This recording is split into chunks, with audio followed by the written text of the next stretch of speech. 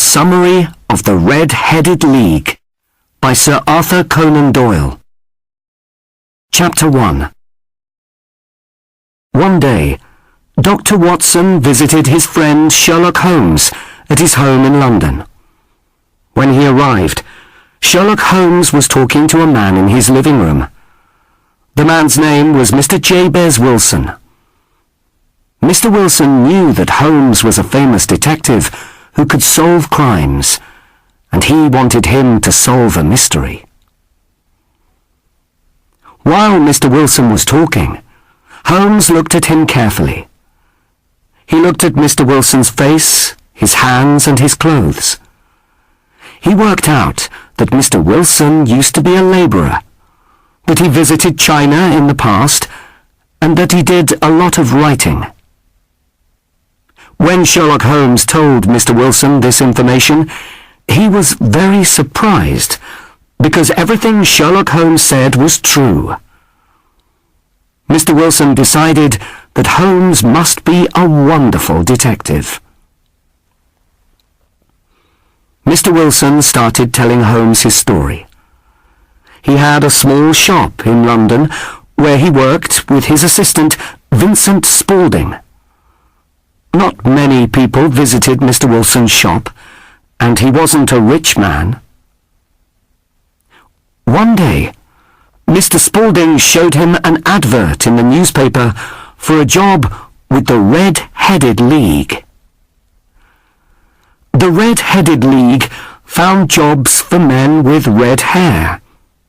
Mr. Spaulding wanted Mr. Wilson to ask about the job because Mr. Wilson had red hair and the job was only a few hours a week. The money could really help Mr. Wilson and his small shop. That afternoon, Mr. Spaulding took Mr. Wilson to the Red-Headed League. There were a lot of men waiting outside the office, and they all had red hair. But Mr. Spaulding pushed past all the men until they were outside the door. They went inside and met the manager, Mr. Duncan Ross, who told them about the job. The person who got the job would have to come to the office every day between 10 and 2 o'clock. He wouldn't be able to leave the office during this time. While he was in the office, he would have to copy all the information from a large encyclopedia into a book. The pay was £4 a week.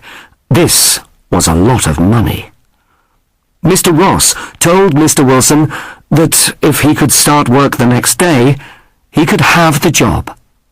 Mr. Wilson was very surprised, but quickly said yes.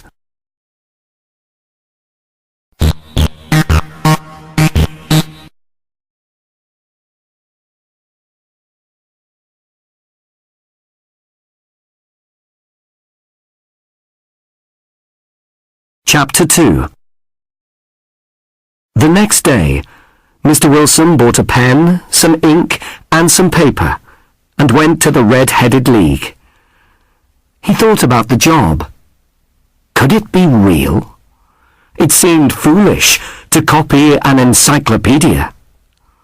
But, to his surprise, when he arrived at the office, Mr. Ross was waiting for him. So, Mr. Wilson sat at the table and started work. He copied information from the encyclopedia into a book until 2 o'clock. Then he went home. Mr. Wilson went to the office every day, and at the end of the week he received his pay of £4. The work was easy, and he was very content. This continued for 8 weeks. One day, he went to the office, but it was locked. There was a letter on the door that said, "The Red-Headed League has closed." Mr. Wilson didn't know what to do.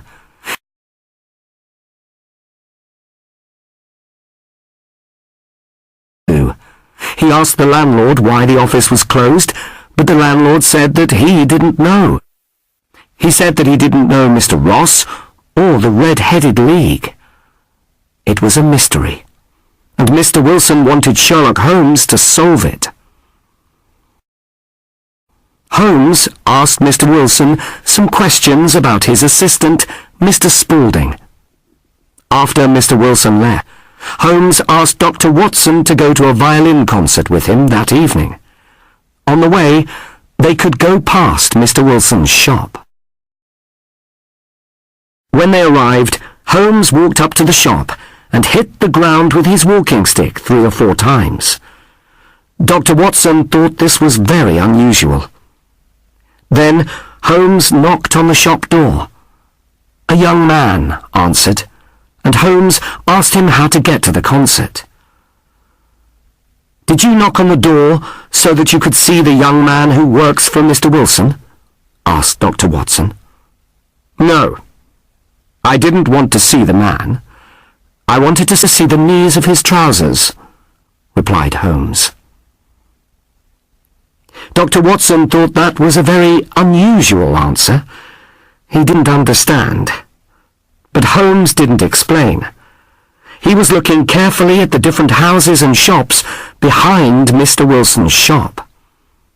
There was a newspaper shop, a bank, and a restaurant. Then it was time to go to the concert, so the 2 men left.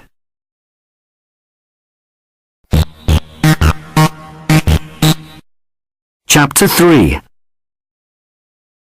After the violin concert, Sherlock Holmes told Dr. Watson that he had to see someone before he went home. "There is going to be a crime tonight, Watson," explained Holmes, "and it might be dangerous.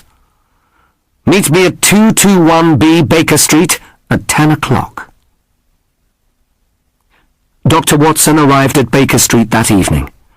Holmes was talking to Peter Jones, who was the most important policeman in London, and a man called Mr. Merryweather. Holmes explained to Watson that they hoped to catch a famous thief called John Clay that night. The 4 men got into 2 taxis. While they were travelling, Holmes told Dr. Watson that Mr. Merryweather was the manager of the bank behind Mr. Wilson's shop. The taxis were taking them to Mr. Merryweather's bank. When they arrived, Mr. Merryweather took them into the bank and down into the cellar. It was dark inside the cellar, and there were a lot of large boxes. Holmes looked carefully at the floor of the cellar. Then he asked Mr. Merryweather to tell Dr. Watson why the thieves might be interested in this bank. "They are interested in the gold in the boxes in this cellar," explained Mr. Merryweather. "It is unusual to have so much gold in one bank, and we have been worried. We wanted to move it." Holmes explained that the thieves were going to come into the cellar under the ground from Mr. Wilson's shop. Now there were 3 policemen waiting outside Mr. Wilson's shop. Holmes and the 3 men were waiting inside the cellar. The thieves wouldn't be able to escape. Holmes turned out the light, and the 4 men waited for the thieves to arrive. After about an hour, the men saw something. One of the large square stones in the floor started to move. Suddenly, they saw a hand. The hand slowly moved the stone up and to the right. Then a young man climbed out of the hole and into the cellar. When the young man stood up, Holmes quickly grabbed his arm. It was John Clay. "John Clay, your red-headed idea was a good one, but we've caught you," said Holmes.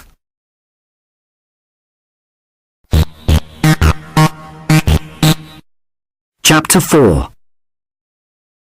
Sherlock Holmes and Dr. Watson returned to Baker Street, and Holmes explained the crime to Watson. John Clay had the idea for the Red-Headed League because his friend Mr. Ross had red hair. Holmes knew that the job of copying out the encyclopedia was too foolish to be a real job. Clay and Mr. Ross invented the job because they wanted Mr. Wilson out of his shop. Why? Mr. Wilson told Holmes that Mr. Spaulding often used to work in the cellar. Holmes thought that this was unusual. Holmes asked some questions about Mr. Spaulding and found out that he was John Clay, the thief. When Holmes knocked on the door of the shop, he saw that the knees of Mr. Spaulding's trousers were dirty and had holes in them. Holmes deduced that he was digging a tunnel with Mr. Ross when Mr. Wilson was not in the shop. When I saw that the bank was behind Mr. Wilson's shop, I knew why they were digging a tunnel, said Holmes. They wanted to take the gold from the bank. How did you know that they wanted to take the gold on Saturday night? Asked Watson. When they closed the Red-Headed League, I knew the tunnel was finished. If they took the gold from the bank on Saturday, they would have a day and a half to escape before the bank opened on Monday, replied Holmes. Well done, Holmes, said Watson.